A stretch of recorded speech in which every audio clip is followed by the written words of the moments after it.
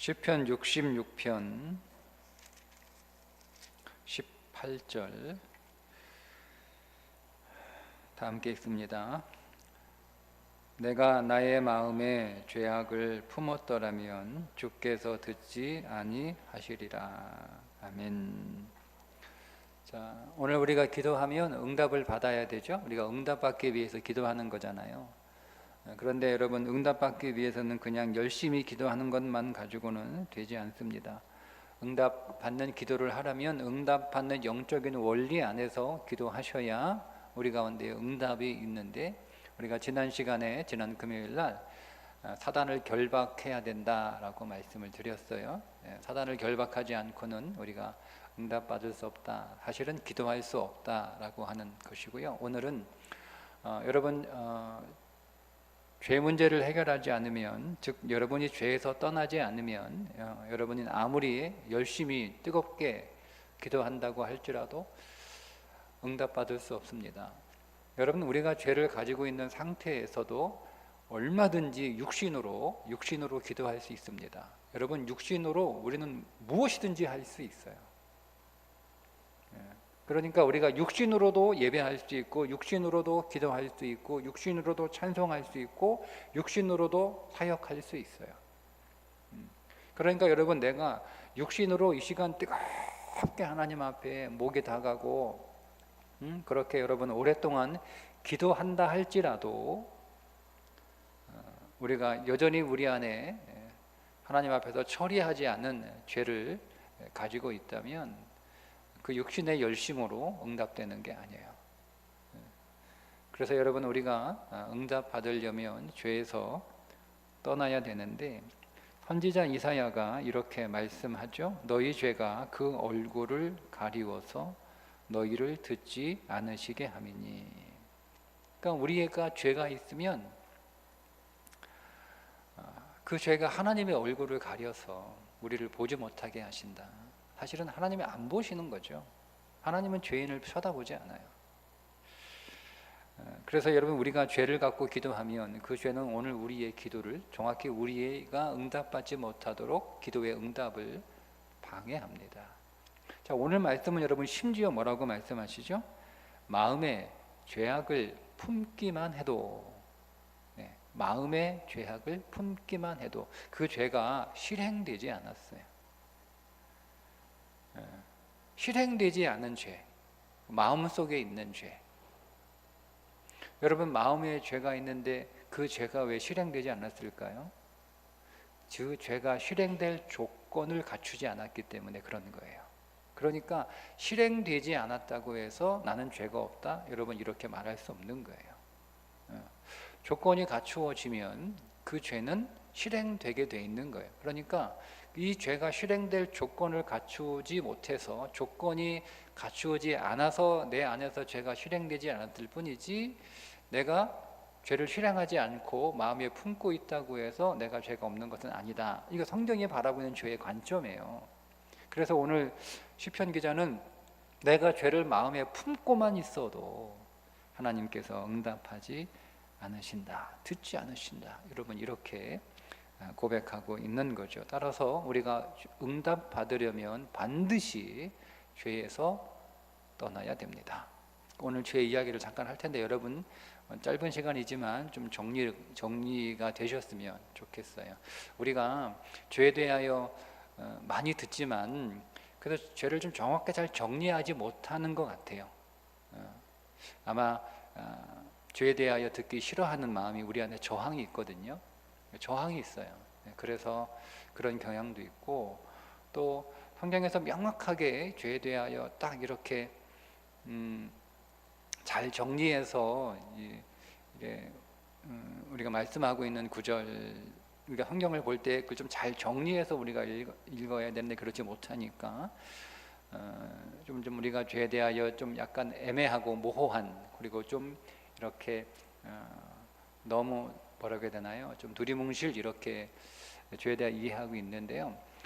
오늘 제가 간단하지만 좀 정리를 한번 해보면, 여러분들이 죄에 대해서 정확한 이해를 여러분 가지시려면 첫 번째, 죄의 그 십자가의 법칙, 죄를 해결하신 십자가의 법칙을 이해하셔야 되고 회개의 원리를 이해를 하셔야 돼요. 두 개를 좀 이해를 하셔야 되는데, 왜냐하면 우리가 성경에서 특별히 제가 여러분들에게 많은 여러 번 그렇게 반복하고 강조해서 드렸던 말씀은 우리는 십자가에서 우리의 모든 죄가 다 종결됐다, 죄가 다 끝났다, 그래서 죄가 없는 사람이 되었다, 이렇게 여러분 제가 말씀을 드렸잖아요. 그런데 회개는 뭘까? 우리가 여기 잠깐 좀 이렇게 혼란스러운 생각이 듭니다. 자, 우리가 십자가에서 우리의 모든 죄가 다 끝났다, 그러니까 두 가지가 끝난 거예요. 십자가에서 우리의 죄가 다 끝났어요. 종결돼서 죄가 없어요. 근데 이것은 무엇을 말하는, 두 가지를 말하는 거다. 두 가지가 끝났다. 하나는 뭐냐면 죄의 법이 끝났다는 거예요. 죄의 법. 죄는 법이 있어요. 죄는 법칙이에요. 법칙. 죄는 법칙이란 말이에요. 죄는 여러분 안에서 작용하는 어떤 법칙을 가지고 있어요. 그 법칙이 이제 끝났다는 거예요. 그 법이 이제 내게는 무효화가 된 거죠. 죄는요, 그러니까 우리가 그리스도를 알기 전에, 즉 구원받기 전에 우리는 죄의 법 아래에 있었단 말이에요. 그러니까 죄의 법의 지배를 받고 있어요. 그러니까 내가 아무리 죄를 안 지으려고 해도 죄의 법이 내게 작용하고 있기 때문에 내가 그 법을 이길 수 없어요. 여러분 아무리 옥상에서 뛰어내려 가지고 아무리 막 이렇게 날아가려고 발버둥 쳐도 여러분 안 떨어지려고 해도 여러분 떨어지잖아요. 그죠? 그게 중력의 법칙이 작용하는 거잖아요. 내가 중력의 법칙을 무시할 수는 없잖아요. 그죠? 그러니까 내가 높은 곳에서 펄쩍 이렇게 뛰면 하늘로 올라가는 게 아니고 다 땅으로 떨어지게 되어 있어. 내가 아무리 안 떨어지려고 애를 써도 소용없어요. 떨어지게 돼 있어요. 모든 물건들은 중력의 법칙의 지배를 받아서 떨어지게 되어 있는 것처럼 모든 인간은, 즉 옛사람이죠, 구원받지 못한 모든 인간은 죄의 법칙 아래에서 지배를 받게 되어 있어서 아무리 내가 죄를 안 지으려고 노력을 해도 죄를 지을 수밖에 없어요. 죄가 지배하니까. 그러니까 죄가 나한테 와서 너 이 나쁜 짓 해라 라고 하면 그걸 내가 이길 수 없단 말이에요. 그 죄의 법 아래에 있는 우리를 거기서 빼낸 거예요. 빼낸. 근데 그걸 빼낸 거를 그냥 이렇게 끄집어내는 게 아니고 속전을 지불하신 거예요. 속전을, 그리스도가 죄 값이 되셔서, 그러니까 우리가 죄의 시장에서 나와 있는 거죠. 그래서 죄라고 하는 그 주인이 우리를 이제 자기의 노예처럼 이렇게 데리고 다니는 거예요. 근데 그 죄의 시장에서 그리스도가 우리를 다시 사기 위해서 그리스도가 값이 되셔서 그리스도가 그 값을 치르셨다. 이거를 속전이라고 그래요. 그리스도가 값이 되셔서, 죄의 값이 되셔서 그리스도가 죄값으로 그 값을 치르신 속전을 통해서 우리가 속량했다, 이렇게 그 시장에서 나왔다 이 뜻이에요. 죄의 시장에서 내가 나왔다, 그 죄의 노예에서 내가 해방되었다. 그러니까 내가 이제 자유하게 되는 거예요.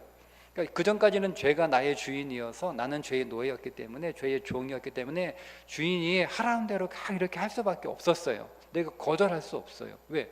죄가 내 주인이니까. 그런데 그리스도가 나를 속전이 되셔서 속량하셨단 말이에요. 사셨단 말이에요. 내가 그래서 해방이 되는 거예요. 나는 이제 죄에서 자유한 존재가 된 거예요. 그러니까 이제는 죄가 와가지고 나한테 너 죄 져라, 나쁜 짓 해라 라고 아무리 명령을 해도 나는 이제 싫어, 안 해, 나 안 할 거야, 이렇게 할 수 있는 상태가 되는 거예요. 그게 죄의 법칙에서 해방되었다라고 하는 뜻이에요. 그게 죄의 법에서 해방되었다라고 하는 거예요. 그러니까 이제는 더 이상 죄가 나의 주인은 아니에요. 근데 주인은 아닌데 옛날에 자기가 내 주인이었잖아요. 그러니까 와가지고 이게 죄가 옛날 버릇 못 버리고 나도 옛날 그런 적 와가지고 자꾸 이제 하는 거예요. 시키는 거, 이거 해라 저거 해라 시키는 거예요. 불이 없는 것처럼. 여러분 그렇잖아요. 뭐 지금은 이제 그런 거 뭐 없는데, 뭐 예를 들면 내가 군대 있을 때 제 상관들이 있었을 거 아니에요, 그죠? 뭐 제 대대장, 뭐 연대장 이렇게 제 그 사단장 있었을 거 아니에요. 근데 그때는 거기서 충성했단 말이에요. 시킨 대로 다 했단 말이에요. 내가 그 명령하면 근데 그 명령을 어길 수 없어요. 예. 근데 내가 제대로 했단 말이에요. 내가 이제 더 이상 군대의 군인이 아니잖아요. 그러면 뭐 대대장, 연대장이든 뭐 대대장이든 하단장이든 뭐 군단장이든 와가지고 저한테 아무리 명령해도 내가 그거를 할 필요가 없어요. 할 이유가 없죠. 내가 이제 더 이상 자기 부하가 아닌데. 그런데 이제 옛날에 이제 그런 이제 상관이었던 사람은 여전히 내가 자기 부하인 줄 알고 이렇게 시킨단 말이에요. 그럴 수 있단 말이에요. 그러니까 오늘 우리가 죄가 와서 오늘 우리에게 시킨단 말이에요. 옛날에 그 나를 부려먹었으니까. 그러니까 우리가 이제는 싫어, 안 해, 못해 하면 되는 거예요. 왜? 여러분이 죄의 법칙에서 죄의 지배에서 해방되었기 때문에, 나왔기 때문에 거절하면 되는 겁니다. 그래서 이것을 로마서에서 죄에 대하여 죽었다 이렇게 표현하는 거예요. 그게 죄에 대하여 죽었다 이 뜻이에요. 내가 죽었잖아요. 아니 내가 죽었으면 내가 죄에 대하여 죽었어요. 근데 죽었단 말이에요. 여러분 내가 죽었는데 제가 와가지고 뭐라고 하면 제가 반응할 수가 없잖아요. 죽었는데 어떻게 반응해요? 반응할 수 없잖아요. 살아있을 때 내가 반응하는 거죠. 제가 죽었단 말이에요. 제가 죽었는데 여러분이 저한테 와가지고 막 욕하고 막 발로 차고 막 제 얼굴에 침 뱉고 그러면 여러분 제가 죽었는데 제가 반응할까요? 안 하잖아요. 제가 살아있을 때만 반응하는 거예요. 여러분들이 와가지고 제 뺨 때리고 저한테 얼굴에 침 뱉고 저 모욕하고 그러면 제가 반응해요. 왜? 제가 살아있으니까 반응하는 거예요. 근데 제가 죽으면 여러분이 저한테 와가지고 무슨 짓을 하든 제가 반응할 수 없잖아요. 그게 죄에 대하여 죽었다 이런 뜻이에요. 그게 죄의 모든 지배에서 해방되었다. 죄의 모든 법칙에서 이제는 해방될 것. 그걸 제가 끝났다. 이렇게 표현을 하는 거예요. 이 첫 번째 원칙. 두 번째는 우리는 뭐에 대해 십자가에서 뭐에 대해 죽었냐면 모든 형벌에서 끝난 거예요. 쉽게 얘기하면 내가 이제 죄의 노예였잖아요, 그죠? 죄의 노예였으니까 내가 그 죄에서 해방이 되려면 값을 치르고 나와야 된단 말이에요. 예수님이 값을 치르셔서 제가 나왔단 말이에요. 그런데 제가 값을 치르고 죄의 지배에서 나온다 할지라도 하나 더 해결해야 되는 게 있어요. 죄의 지배 아래에 있을 때 지었던 죄의 형벌을 해결해야 되는 거예요. 제가 죄의 노예였어요. 제가 집에 살았어. 그럼 제가 아무것도 나쁜 짓을 안 한 게 아니잖아요. 나쁜 짓을 했을 거 아니에요. 제가 시키는 대로. 그러니까 제가 죄의 지배를 받고 죄의 노예였다가 제가 시키는 대로 나쁜 짓을 막 했어요. 그 벌을 받아야 되는 거 아니에요, 벌을? 근데 내가 누군가 와서 나를 값을 치르고 나를 샀단 말이에요. 더 이상 이제 나는 죄의 노예가 아니고 이제 죄의 종이 아니고 자유하게 됐어요. 그러면 여러분 그렇다고 해서 동시에 제 형벌도 사라집니까? 아니잖아요. 형벌은 남아있는 거예요. 죄에서 해방됐다 할지라도 죄의 노예가 이제는 더 이상 아니라 할지라도 자유하게 되었다 할지라도 죄의 형벌은 남아있는 거예요. 그 형벌을 받아야 되는 거예요. 근데 그 형벌을 누가 짊어지셨어요? 예수님이 대신 그 형벌도 짊어지신 거예요. 그러니까 오늘 우리는 두 가지가 없는 거죠. 그게 십자가의 법칙이에요. 우리는 죄에서 해방되었어요. 그리고 죄의 형벌도 없어요. 두 가지가 없는 거예요. 더 이상 죄의 지배를 받지 않아요. 그리고 이제는 우리가 지은 죄에 대한 형벌도 받지 않아요. 이게 끝난 거예요. 그게 죄의 법칙이에요. 그걸 로마서 8장 2절에서 생명의 성령의 법 아래에서 죄와 사망에서 해방되었다 이렇게 얘기하는 거예요. 죄에서 해방되었다. 사망, 이게 형벌이잖아요. 사망, 형벌에서 해방되었다. 이게 없다는 거. 이게 십자가의 법칙이에요. 여러분 제가 뭐 짧게 설명했지만 이해되셨죠? 그러니까 여러분이 두 가지가 없는 건 죄가 여러분들을 지배할 수 없어요. 제가 여러분들에게 명령은 해도 여러분들이 그 명령에 순종하지 않아도 돼요. 순종하는 건 여러분의 선택이에요. 이제부터는. 그 여러분들을 하여금 순종하기 위해서 두 가지를 하는 거예요. 속임과 유혹이에요. 속임과 유혹. 속이는 거죠. 죄가 아니야. 이건 죄가 아니야. 야 이게 죄면은 다 죄인이게? 이게 죄면 어떻게 살아? 다 우리 속이는 거예요. 속아 넘어가면 죄 짓는 거죠. 또 하나는 이 유혹이에요. 너무 재밌고 너무 달콤하고 너무 좋아 보여요. 야 이거 먹어봐. 진짜 맛있어. 야 이거 한번 먹어봐. 정말 신나. 정말 즐거워. 정말 재밌어. 이게 속이는 거야. 이게 우리 유혹하는 거예요. 그러니까 되게 재밌을 것 같아. 그거 하면 되게 좋을 것 같아. 되게 신날 것 같아. 즐거울 것 같아. 이렇게 이제 우리를 죄가 주는 낙이 있어요. 그 낙이잖아요. 그 낙을 우리가 그 낙에 넘어가면 죄를 짓는 거죠. 근데 우리가 나는 안 속아. 무슨 소리야? 말씀이 정확하게 이건 죄라고, 하나님이 이건 죄라고 하셨으면 이건 죄야. 세상이 아무리 변해도 죄가 아닌 게 되고 그런 건 없어. 이건 죄야 하고 단호하게 이건 죄다라고 여러분들이 정확하게 진리안에서 판단하고 나는 못하겠다 안 하겠다 하면 어떻게 할 수가 없어요. 뭐 억지로 못해요. 사단이 죄가 여러분들을 억지로 지배할 수 없어요. 그 내가 연약해서 그건 다 거짓말이에요. 둘 중에 하나예요.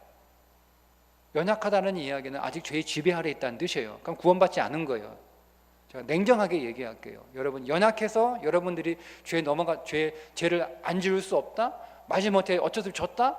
둘 중에 하나예요, 여러분. 하나는 여러분 아직 구원받지 못한 거예요. 두 번째 연약함은 이게 거짓말을 분별할 수 없는 연약함이죠. 그죠? 그 연약함은 또 말이 되는 거예요. 또 하나는 유혹을 못 이기는 연약함. 유혹 못 이기잖아요. 응? 못 이기잖아요. 그러니까 그런 연약함이에요. 그러니까 여러분이 어느 부분에 연약함인지 잘 구분하셔야 돼요. 그러니까 어쨌든 여러분 죄가 우리 가운데 와가지고 더 이상 우리를 명령하거나 우리 명령할 수 있죠. 더 이상 오늘 우리가 죄 명령에 우리가 거기에 넘어가 안 하면 되는 거예요. 그게 이제 죄와 사망에서 해방되었다라는 말씀의 의미예요. 또 하나는 뭐냐면 이제 다 말씀드렸죠. 자, 근데 이제 말씀드렸잖아요. 우리가 이제 죄의 속임에 넘어가서 죄 짓고 죄의 낙세에 우리가 넘어가서 죄를 짓단 말이에요. 그렇게 우리가 죄를 져요. 자, 죄를 지으면 우리는 죄의 작용 안에 들어가는 거예요. 죄의 작용 안에. 죄를 지었다고 해서 내가 구원이 취소되거나 다시 내가 죄의 자녀가 되는 건 아니에요. 다시 죄의 종이 되는 건 아니에요. 내가 죄를 지었다고 해서 내가 다시 그 형벌을 받는 건 아니에요. 모든 형벌은 끝난 거예요. 예? 죄의 지배도 끝났고 죄의 형벌도 끝났으니까. 근데 우리는 죄 지면 왜 해결하고 있냐면 죄가 우리 안에서 작용하는 그 작용이 안으로 들어가게 돼서 쉽게 얘기하면 이런 거예요. 여러분이 독을 마시면 어떻게 돼요? 독을 마시면 죽죠. 근데 그리스도인 독을 마시면 죽지는 않아요. 설명해 드릴게요. 마가복음 16장 18절에 이렇게 말씀하세요. 믿는 자들에게 나타나는 표를 말씀해 주시는데 뱀을 집어 올리며 무슨 독을 마실지라도 해를 받지 아니하며 이게 나와요. 뱀을 집어도 아무 일 없어요. 독을 마셔도 아무 일 없어요. 실제로 기독교 역사에 보면 실제로 이 말씀을 문자적으로 적용해서 뱀 무리에 손 집어넣고 독을 마신 사람들이 있었어요. 어떻게 되는지는 모르겠어요. 그런 기록이 있어요. 초기교회 역사 안에. 근데 이거는 그걸 말씀하는 게 아니고요. 영적으로 여러분 이해하셔야 돼요. 뱀을 집어 올린다는 말은 죄의 법칙에서 해방됐다는 뜻이에요. 저는 그렇게 해석을 합니다. 독을 마신다라고 하는 모든 형벌에서 해방됐다는 뜻이에요. 그러니까 독을 먹어도 죽어야 되는데 죽지는 않아요. 그런데 독이 우리 몸에 퍼지면서 우리를 죽이지는 않지만 독이 우리 몸에 퍼질 때 일어나는 작용들은 있어요. 그러니까 몸이 마비된다거나 이런 건 있는단 말이에요. 다만 죽지는 않을 뿐이에요. 그 전까지는 죄를 먹으면 죽었는데 이제는 독을 먹으면 죽지는 않아. 그렇다고 해서 물 먹은 것처럼 멀쩡하다는 뜻이 아니고요. 그 독이 우리 안에서 작용은 한다는 거예요. 여러 가지 마비 증세는 일으킨다는 거죠. 그게 죄의 작용이에요. 죄의 작용. 그러니까 우리가 범죄하면 우리 안에 있는 죄가 어떤 작용을 하냐면 하나님이 나를 싫어하는 작용을 하는 거예요. 그래서 오늘 우리가 예배해도 하나님이 죄인의 예배를 받지 않아요. 이게 죄의 작용이에요. 우리가 죄졌다고 해서 우리가 더 이상 하나님의 자녀가 취소되고 다시 마귀의 종이 되는 건 아니란 말이에요. 우리가 죄를 졌다고 우리가 죄의 형벌을 받는 건 아니에요. 형벌은 다 끝났잖아요. 사망은 끝났잖아요. 그죠? 근데 여러분, 우리가 죄를 지으면, 그러니까 우리는 다 죄의 모든 죄와 사망에 해방되었으니까 이제는 우리가 죄져도 끄떡 없어, 우리가 독 먹어도 끄떡 없어, 배 만져도 끄떡 없어, 그렇게 얘기하는 게 그게 이단이라니까요. 끄떡 없지 않아요. 다만 죽지 않을 뿐이지. 죄의 작용은 우리 안에서 역사한다니까요. 죄의 작용은, 그게 뭐냐면 죄인이 드리는 예배를 하나님이 받지 않아요. 죄인이 드리는 기도를 하나님이 듣지 않아요. 죄인이 드리는 찬송을 하나님이 원하지 않아요. 하나님이 기뻐하지 않아요. 이게 죄의 작용이에요. 하나님이 우리를 싫어한단 말이에요. 여러분, 그러면 우리가 죄의 법칙에서 죄와 사망의 모든 법에서 해방되었지만 우리가 계속 죄에 속아서 죄를 짓든 죄의 낙이 너무 좋아서 죄를 짓든, 그렇죠. 우리가 지금 여러분 속아서 죄 짓는 것도 있지만 그거는 잘 뭔지 모르겠어. 어쨌든 그러나 여러분, 우리가 짓고 있는 거의 대부분 다 우리가 너무 좋아가지고 놓지 못하고 있는 것들이잖아요. 너무 좋으니까 못 놓는 거야. 이게 너무 좋으니까. 그렇게 오늘 우리가 죄가 있으면 하나님이 오늘 우리의 기도를 듣지 않으신다고요. 이게 죄의 작용이에요. 그럼 여러분, 하나님이 오늘 우리가 죄를 가지고 있는 상태에서 예배해도 하나님이 그 예배 받지 않죠. 기도해도 그 기도 듣지 않죠. 찬송해도 하나님이 기뻐하지 않으세요. 그럼 뭐가 문제는 거죠? 상급이 없는 거예요. 여러분이 죽지는 않아요. 여러분 다시 지옥에 가지는 않아요. 근데 여러분, 하나님이 오늘 우리가 하는 모든 것들을 받지 않으시니까 우리의 모든 상급들은 카운트가 안 되는 거예요. 죄를 가지고 해서 아무리 여러분 교회를 섬기고 아무리 찬송하고 아무리 예배하고 아무리 기도하고 여러분들이 아무리 구제해도 그건 하나님이 받지 않아요. 왜? 죄인이 한 거기 때문에. 그래서 상급은 없는 거예요. 그게 죄의 작용이에요. 오늘은 기도 말씀하고 있으니까, 그래서 여러분, 오늘 우리가 죄를 우리 안에 처리하지 않고 죄를 여전히 가지고 있으면 우리가 아무리 기도해도 그 기도를 하나님이 응답하지 않으신다 이 말입니다. 듣지 않으시니까. 그래서 여러분들이 기도했는데 기도가 응답이 되지 않아, 그러면 여러분 질문하셔야 되는 거예요. 하나님, 지금 제가 기도하는데 이 기도를 방해하는 요소가 제 안에 무엇이 있습니까?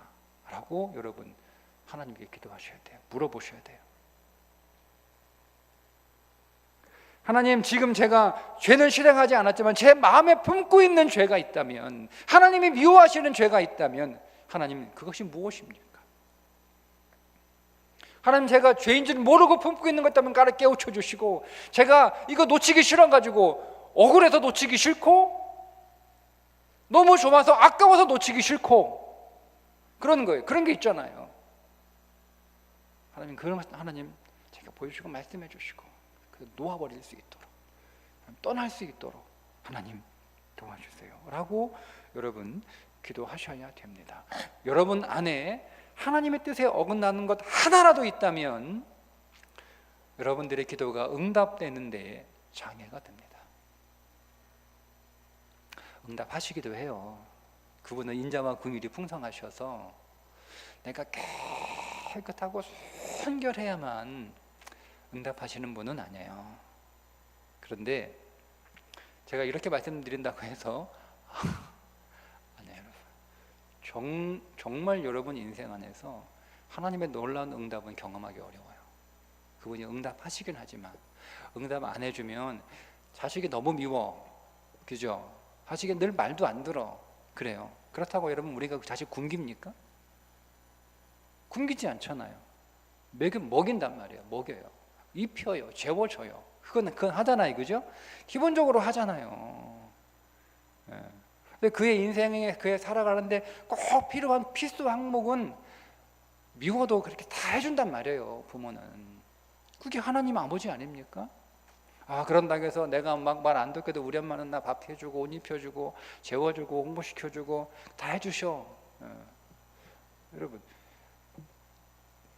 근데 그것까지 안 되잖아요. 그것까지 안 되잖아요. 오늘 우리가 하고 싶은 거, 우리가 원하는 거, 더 얻고 싶은 거, 여러분 이런 것들이 더 많이 필요하잖아요. 그런 거 응답 안 된다니까요. 그래서 여러분들 죄 문제 해결하셔야 됩니다. 그게 회개하는 거예요. 그게 회개하는 거예요.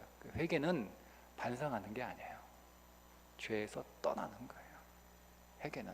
회개는 결코 반성하는 게 아니에요. 여러분, 내가 아무리 여러분 죄져가지고 아무리 여러분 울어도 우리 부모님은 내가 막 울면 감동하시죠. 그 채찍을 들었다가 막 울면 부모님도 마음이 약해져가지고 이제 채찍을 회초리를 내려놓기도 해요. 네.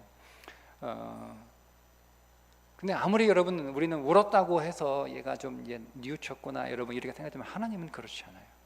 여러분 아무리 가슴을 치며 통곡해도 죄에서 떠나지 않으면 회개했다라고 생각하지 않으세요. 회개는 죄에서 떠나셔야 됩니다. 죄에서 떠나셔야 됩니다. 그래야 하나님께서 오늘 우리의 기도에 응답하세요. 야고보서에 분명하게 말씀하고 있죠. 의인의 간구는 역사하는 힘이 크다. 자, 의인의 간구는 역사하는 힘이 크다. 여기서 의인은 어떤 의인일까요? 성경에는 두 종류의 의인이 있어요. 하나는 칭의, 의롭지 않은데 의롭다라고 인정한 의인이에요. 그러니까 구원받았을 때 모든 구원받은 사람들은 그리스도를 믿음으로 의롭다 인정을 받아요. 그건 칭의예요. 칭의. 의롭지 않아. 근데 그리스도의 의가 우리에게 왔어요. 그걸 객관적인 의라고 부르는 거예요. 객관적인 의. 그건 칭의예요. 그러니까 여러분들은 다 칭의야. 여러분 다 칭의, 다 의로워요. 그러니까 더 의로운 사람, 칭의는 더 의로운 사람, 덜 의로운 사람이 없어요. 칭의는 다 그 의로운 수준이 다 똑같아. 그리스도의 그 의로움을 나에게 선물로 주셔서 나를 의롭다라고 여기셨으니까. 그죠? 그러니까 칭의 수준에서는 모든 사람의 의는 다 똑같아요. 거기에 높낮이 크기가 없어요. 다 똑같이 의인이에요. 그래서 그건 객관적인 의예요. 객관적으로 다 의로운 거예요. 칭의. 근데 칭의에서 끝나는 건 그리스도인의 의가 그는 반밖에 없는 거예요. 사실은 반도 아니에요. 시작만 한 거예요. 그 다음 의가 있는데 그러면 주관적인 의야. 이 주관적인 의는 다 달라요. 칭의는 다 똑같아. 의의 수준이. 근데 주관적인 의는 다 달라요. 굉장히 의로운 주관적인 굉장히 의로운 사람이 있고 별로 의롭지 않은 사람이 있고 교회 안에 칭의의 수준에서는 다 똑같이 의인인데 그러니까 우리가 이거를 잘못 이해하니까 우리가 의롭다 그러니까 목사나 나나 다 똑같이 의로운 줄 알아. 그리스도 안에서는 다 칭의는 저나 여러분이 똑같은 다 의로우냐. 거기에 의로움의 차이는 없어요. 객관적인 의에는 차이는 없단 말이에요. 그러나 주관적인 의는 저와 여러분은 차이가 난다니까요. 제가 여러분보다 더 의로울 수도 있고 반대로 제가 여러분보다 덜 의로울 수 있는 거예요. 그게 실천적 의예요. 실천적 의. 그걸 우리는 성결 혹은 거룩, 순결이라고 부르는 거예요. 그러니까 오늘 우리 모든 그리스도인들은 칭의에서 끝나는 게 아니고 이제는 나를 의롭다 여기셨으니 그 주관적 의로움에서 끝나지 않고 만족하지 않고 이제는 내가 나타난 의로움, 내 삶을 통해 말씀에 순종하고 주의 뜻을 쫓아 행하는 그 삶을 통해서 이제는 내가 객관적인 의가 아니라 주관적으로 그 의로운 자로, 그러니까 이게 성결한 자로, 정결한 자로, 거룩한 자로, 순결한 자로 그렇게 더 빚어져 가서 더 깨끗한 자가, 표현하자면 의라는 게 그건 아니지만 제가 그냥 여러분 이해를 돕기 위해서 더 깨끗한 자가 되어가는 그 의로움, 야고보서가 말하는 그 의는 그런 실천적 의인을 말하는 거예요. 칭의가 아니고. 그래서 그 안에 하나님의 말씀에 순종하고 그 말씀을 조차 행하여서 주관적 의가 아니라 객관적으로 의롭다라고 인정을 받은 그 의인의 간구는 역사하는 힘이 크다 이 말은 무슨 응답받는 것이 크다는 거예요. 크게 응답받는다 그 뜻이에요. 성경이 정확하게 얘기하고 있단 말이에요.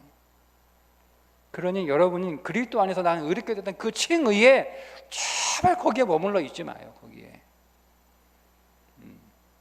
그 의는 다 똑같다니까요. 저나 여러분이나 다 똑같아요. 칭의는 다 똑같아요. 10년을 믿은 사람이나 50년을 믿은 사람이나 하루를 믿은 사람이나 칭의는 다 똑같아요. 거기에는 구분이 없어요. 그러나 실천적 의는 다르다. 실천적 의는 다르다. 그 실천적인 의가 응답 받는 강력한 기도가 되는 겁니다. 따라서 여러분, 응답받는 기도 하시려면 날마다 죄에서 승리하셔야 됩니다. 죄에서 승리하는 삶이 없어지면 기도가 약해지고요. 기도가 점점 약해지면서 결국에는 기도할 힘조차도 없어져요. 여러분 안에 여러분, 우리로 하여금 계속 기도하게 하는 힘은 뭘까요? 여러분들이 뭐 하루 이틀 한 달 두 달 여러분 기도 하다가 끝나는 게 아니고, 여러분들이 이제 올해 기도 시작하셨잖아요. 그럼 여러분이 올해 끝나는 그날까지 계속 쭉 기도하셔서 결국 1시간 기도하는 영성으로 가게 하는 힘은 뭐냐면 기도 응답입니다. 여러분, 내가 공부를 열심히 해요. 공부를 열심히 한 그 응답은 성적이죠. 그러면 여러분, 한 학생이 쉬지 않고 계속 공부할 수 하게 만드는 힘은 뭐예요? 좋은 성적이에요. 좋은 결과예요. 그러니까 내가 공부를 열심히 했는데 성적이 안 나와. 그러니까 응답이 안 된 거잖아요. 결과가 안 좋아. 그러면 여러분, 이 사람은 계속 공부할 수 있는 그게 없잖아요. 왜? 공부해도 성적이 안 나오니까, 공부해도 결과가 안 좋잖아요. 그러면 여러분, 이 사람은 계속 공부할 수가 없어요. 그러니까 나로 하여금 계속 공부하게 만드는 힘은 뭐냐면, 공부하니까 성적이 올라가네? 그렇잖아요. 그죠? 공부하니까 시험을 잘 보게 되는 거예요. 그러면 여러분, 공부하니까 성적이 좋아지니까 이 사람은 계속 더 공부할 거 아니에요. 똑같아요. 여러분, 기도 응답은, 여러분이 기도를 계속 하게 하는 것은 기도 응답이에요. 기도 응답. 교회가 기도해라, 자꾸 교회 강조한다고, 여러분 이렇게 해서 여러분들 기도 감시한다고 여러분 해서 여러분 기도를 그렇게 계속 할 수 있는 게 아니에요. 그거는 어느 한계까지, 그건 여러분들의 육신의 한계까지밖에 할 수 없어요.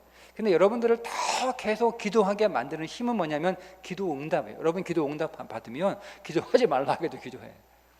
그러니까 우리 안에 계속 기도의 응답이 있게 해야 되는 거잖아요. 그죠?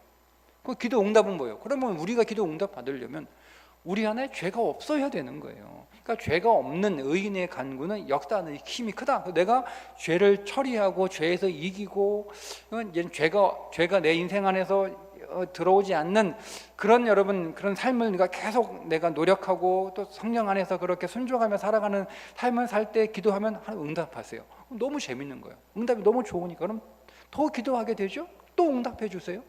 그러면 내가 더 기도할 거 아니에요. 그러니까 이 응답이 계속 오늘 우리를 기도하게 하는 힘이 된단 말이에요.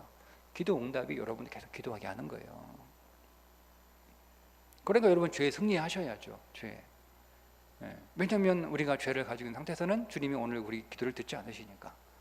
그래서 여러분, 항상 여러분들은 여러분의 삶에서 죄에서 승리하셔야 됩니다. 두 번째, 여러분 여기서 더 나아가시면 여러분들이 개인적인 죄에 대해서는 승리할 수 있어요. 제가 제 개인적인 죄는 내가 계속 제 안에 반복되는 죄가 있다가 이제 이 죄를 내가 처리하고 죄에서 승리하고 이 개인적인 죄에 대해서 내가 이길 수 있어요. 근데 문제는 뭐냐면 내가 살고 있는 환경 안에서의 죄예요.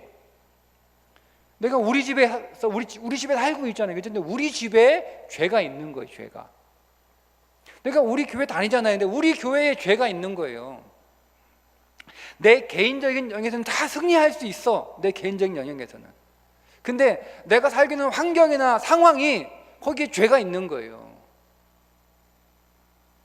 근데 거기에서도 승리하셔야 되는 거예요. 그러니까 여러분들은 여러분이 개인적으로 정결하고 성결하게 말씀에 순종하며 죄를 이기는 삶을 살아가시지만 여러분이 살고 있는 여러분의 가정 안에 죄가 있다면 그 죄는 반드시 놔두면 여러분 안으로 스며들게 되어 있어요. 죄가 스며들어요. 우리 교회도 마찬가지예요. 여러분. 여러분 성도 한 사람 한 사람은 자기의 삶에서 영적으로 얼마든지 승리하고 얼마든지 죄를 이길 수 있어요. 근데 우리 교회 안에 제가 가지고 있는 죄를 가지고 있는 게 있어요. 그러면 여러분, 우리 교회 안에 존재하고 있는 그 죄는 내 안에 스며들게 돼 있어요. 그럼 결국 우리의 기도를 약화시키는 거예요. 그래서 여러분들이 여러분들의 개인의 영역에서 일어나는 그 모든 죄에 승리했다 할지라도 나만 예수 잘 믿으면 되지, 이건 아니라니까요. 나만 예수 잘, 그렇죠, 맞아요, 돼요. 나만 예수 잘 믿으면 되지, 나만 죄 안 지으면 되지, 나만 신실하면 되지, 나만 성결하면 되지. 근데 내가 우리 가족하고 다 끊어버리고 그냥 나 혼자 살아가면, 내가 우리 교회 사람들하고 다 끊어버리고 나 혼자, 나 1인 교회 하면, 내가 1인 가정하고 1인 교회 하면 가능한데 그렇지 않잖아요. 우리의 가족들 안에 어떤 죄가 있고 우리 집 안에 어떤 죄의 분위기가 있는 거예요. 그러면 여러분 그 영향을 내가 안 받을까요? 받습니다. 우리 교회 안에 죄의 분위기가 있는 거예요. 죄의 분위기가. 그러면 나 혼자 예수 잘 믿고 나 혼자 신앙생활 열심히 하고 나 혼자 하면 된다? 아니요, 그렇지 않습니다. 그래서 그것까지 여러분들 처리하셔야 되는 거예요. 쉽지 않죠. 네, 하셔야 돼요. 그래 여러분들이 훨씬 더 기도가 강력해지고, 그래서 그 가정의 기도가 강력해지는, 그 교회의 기도가 강력해지는 거예요. 나 한 사람 기도 잘한다고 되는 게 아니거든요. 여러분, 나무 하나에 불 붙는 게 여러분 뜨겁습니까? 여러 장작에 불이 함께 붙어가지고 타는 게 뜨거워요. 같이 타는 게 좋잖아요. 그죠? 그럼 때로는 내가 힘이 없어도 옆에 뜨거운 사람이 있으면 그 불길이 내게도 옮겨올 수 있는 거니까. 그래서 여러분, 우리 교회, 우리 공동체, 우리 가정, 더 나아가서 여러분들의 직장과 여러분의 학교, 일처, 이 모든 것들은 마찬가지예요. 그 환경을 여러분들이 통제하셔야 되는 거예요. 그 환경까지. 그러니까 여러분들이 만나는 사람, 여러분들의 문화, 이런 거 여러분 다 조심하셔야 되는 거예요. 우리는 사람들 속에 있고 그 사람들이 만들어가는 문화 안에 있는 거잖아요. 그게 중요한 거예요. 어쨌든 여러분들은 여러분의 개인적인 죄뿐만 아니라 여러분이 속한 어떤 상황, 어떤 환경 안에서의 그 모든 죄까지 다 승리하시기를 주님의 이름으로 축복합니다. 그래서 여러분의 기도가 야고보서에 있는 말씀처럼 역사하는 힘이 큰 의인의 간구가 되시기를 주님의 이름으로 축복합니다.